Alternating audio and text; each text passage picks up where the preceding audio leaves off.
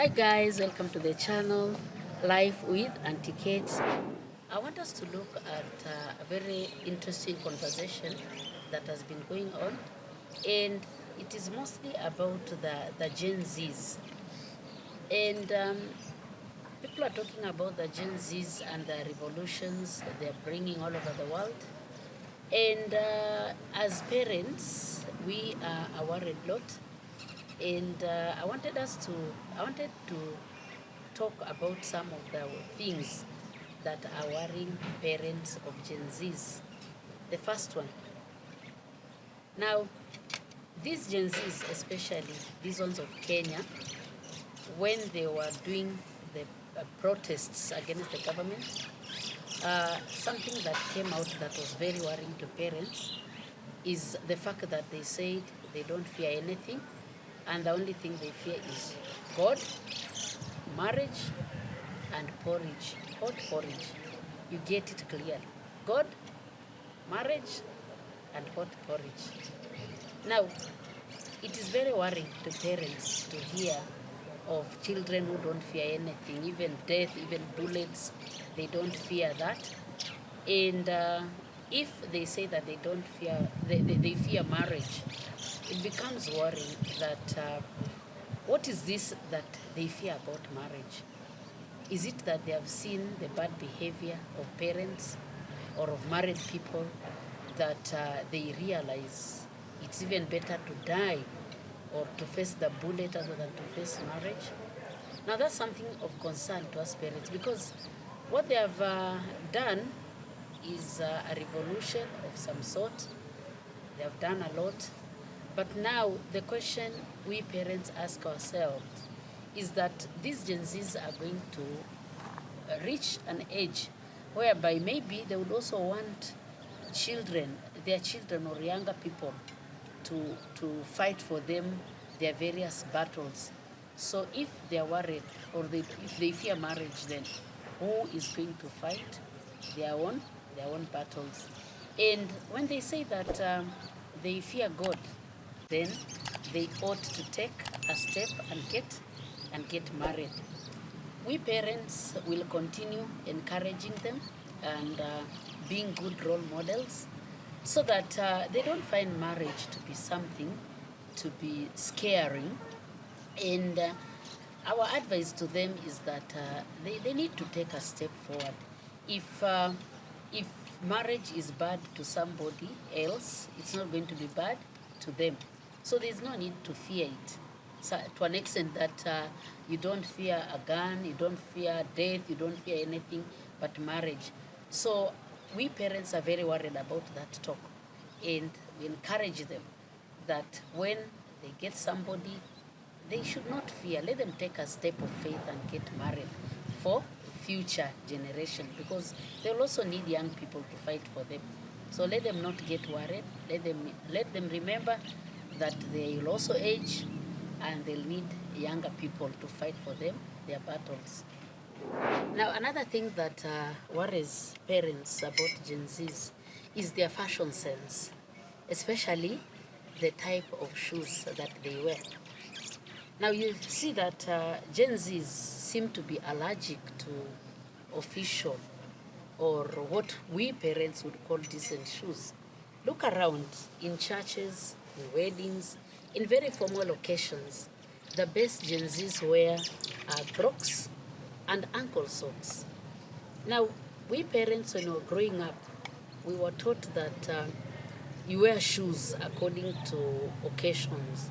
So if an occasion is formal, you wear nice formal shoes, closed for that matter, and decent ones. But Gen Zs are very much okay with Crocs. You see them with Crocs and ankle socks for a wedding.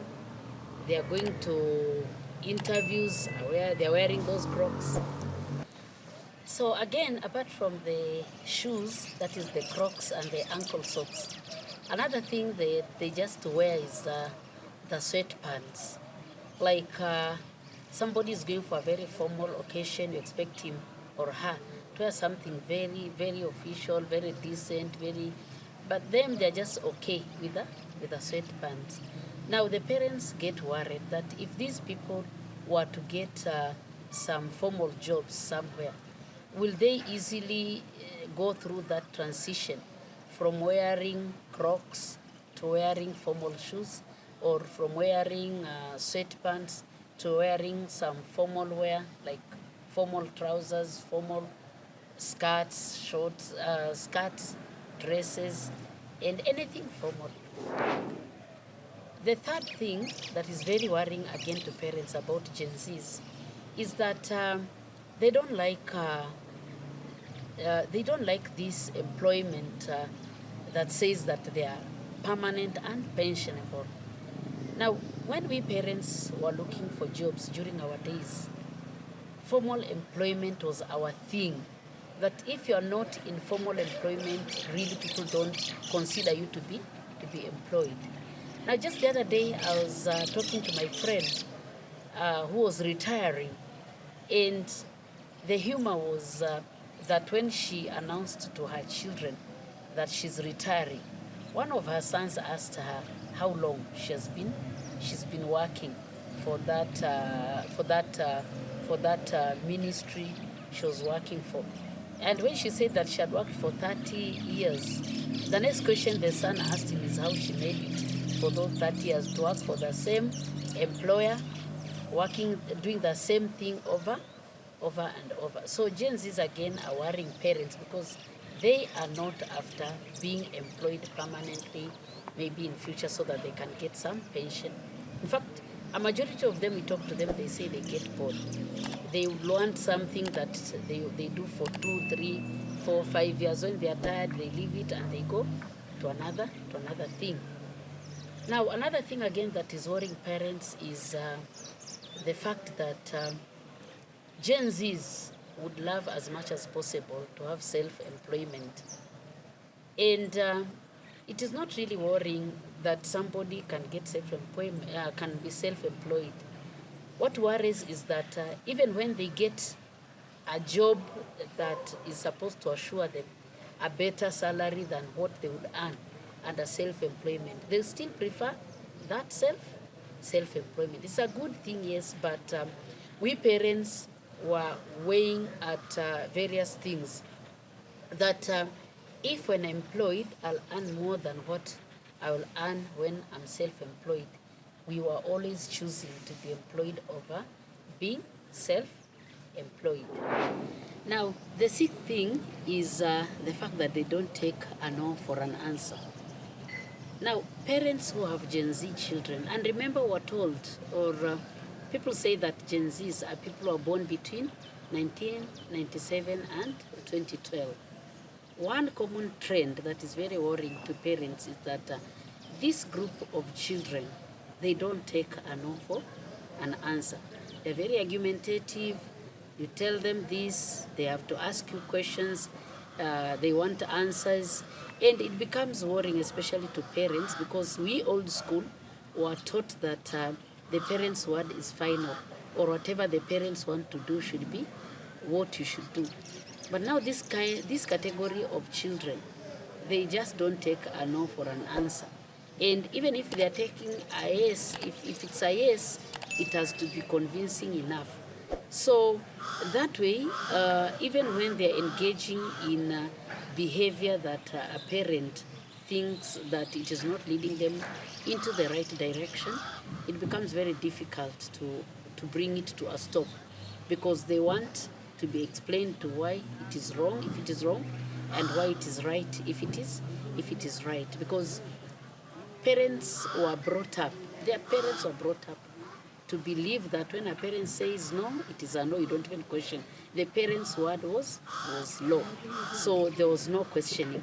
So it becomes very worrying for us parents when we have to deal with people who need to be explained to things that a parent thinks that it is obvious.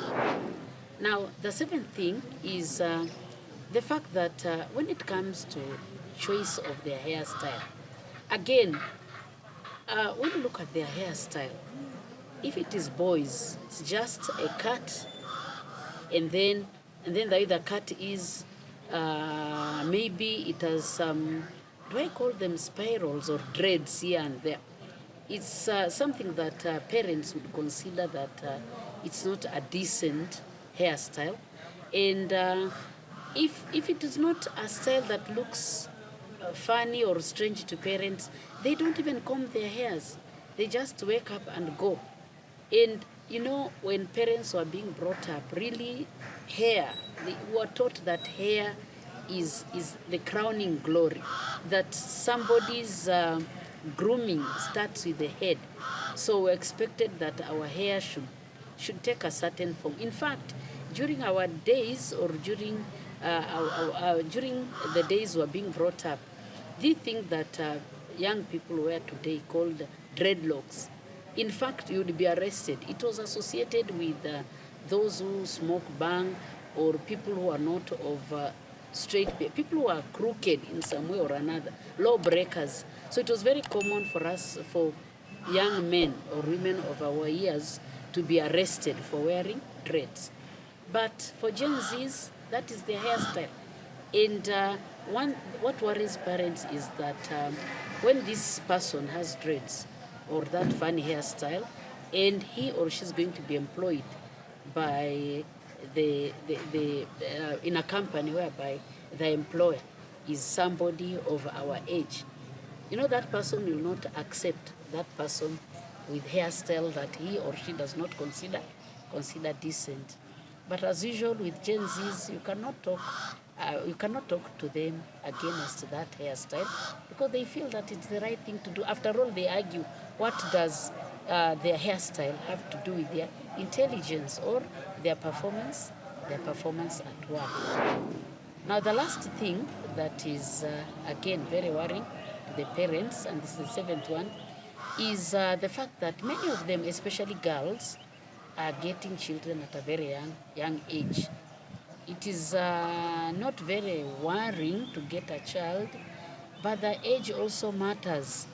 And because they're getting children at a very young age, we parents are realizing that, again, their relationships, their marriages are not lasting long.